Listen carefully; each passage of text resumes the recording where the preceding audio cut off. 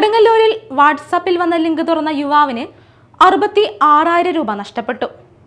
ലോകമലേശ്വരം ഉഴുവത്തുകടവ് സ്വദേശി പാറയിൽ ഷാഹുൽ ഹമീദാണ് ഓൺലൈൻ തട്ടിപ്പിന് ഇരയായത്. ഇന്ന് രാവിലെയാണ് ഷാഹുൽ ഹമീദിന്റെ ഫോണിലേക്ക് ഇൻസെന്റ് ബാങ്കിന്റേതെന്ന് തോന്നിപ്പിക്കുന്ന വിധത്തിലുള്ള വാട്സപ്പ് സന്ദേശം വന്നത്. തനിക്ക് അക്കൗണ്ടുള്ള ബാങ്കിൽ നിന്നുമുള്ളതാണെന്ന് കരുതി ഷാഹുൽ ഹമീദ് സന്ദേശം തുറന്നു നോക്കുകയായിരുന്നു. നിമിഷങ്ങൾക്കകം ഇയാളുടെ അക്കൗണ്ടിൽ നിന്നും പണം നഷ്ടപ്പെടുകയും ചെയ്തു. തട്ടിപ്പിനിരയായതായി മനസ്സിലായതോടെ സൈബർ പോലീസിലും കൊടുങ്ങല്ലൂർ പോലീസിലും ഷാഹുൽ ഹമീദ് പരാതി നൽകി. ബാങ്കിന്റെ ആപ്പിന്റെ പോലെ തന്നെ ഒരു ലിങ്ക് നമ്മളെ വാട്സപ്പിൽ വന്നതിന് ശേഷം അത് പ്രസ് ആയപ്പോൾ അത് ഓട്ടോമാറ്റിക്കലി ഇൻസ്റ്റാളായി.